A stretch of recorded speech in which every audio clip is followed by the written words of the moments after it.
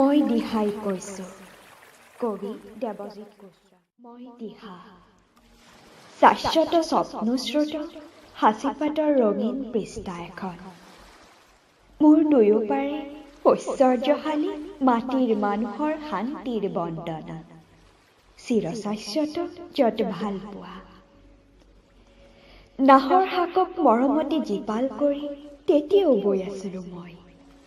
মোৰ বুকুত মাছৰ উজান উঠিছিল।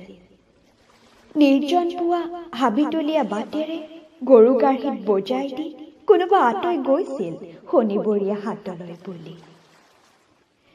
আৰু এদিন বঢ়াৰ পো আহিবৰ দিনা ওলাহে নধৰা হিয়া। ঢেকীয়াৰ অমৃত ব্যঞ্জনেৰে পৰিতৃপ্ত হ'ল গুৰুজনা। আতিথ্যত মুগ্ধ হৈ প্ৰতিষ্ঠা কৰিলে ধৰ্ম ভক্তিৰ নব্যধাম ঢেকীয়া খোৱা। মই দিহা। মোৰ বুকুৱেদি পাৰ হৈ গ'ল বহুতো নিৰ্জন তৰাং দিন। ফেনে ফোটোকাৰে বিভীষিকাময় বহু নিশা। দিহাপৰীয়াৰ আপোন সহোদৰ হৈ নীৰৱে চাই ৰ'লো মই সময়ৰ জটিল চক্ৰ। জগত সভাত লাহে লাহে যেন পৰিচিত হৈ গ'লো। আনন্দ নলিনী বীৰেন্দ্ৰ আৰু মোৰ মৰমৰ মাটিৰ মানুহবোৰে মোক জীপাল কৰিলে।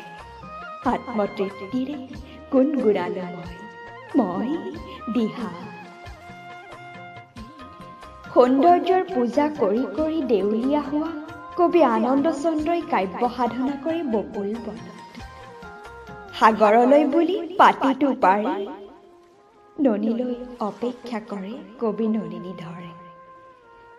বিষ্ণুৰাভা এতিয়া কিমান ৰাতি বুলি আক্ষেপেৰে সকলোকে সজাগ কৰি থাকে বীৰেন্দ্ৰ ভট্টাচাৰ্যই।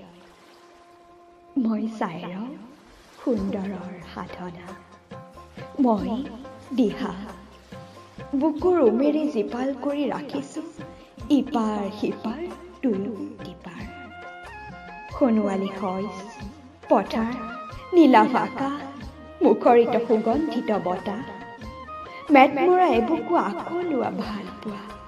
মই স্বপ্নস্ৰোত মই দিহা। লাহে লাহে দুয়োপাৰে খোজৰ খোপনি হেৰাইছে। বিশ্বাসৰ খহিছে গঢ়া। তথাপি মই সাঁচিপাতৰ ৰঙীন পৃষ্ঠা এখন। মই স্বপ্নস্ৰোত মই দিহা।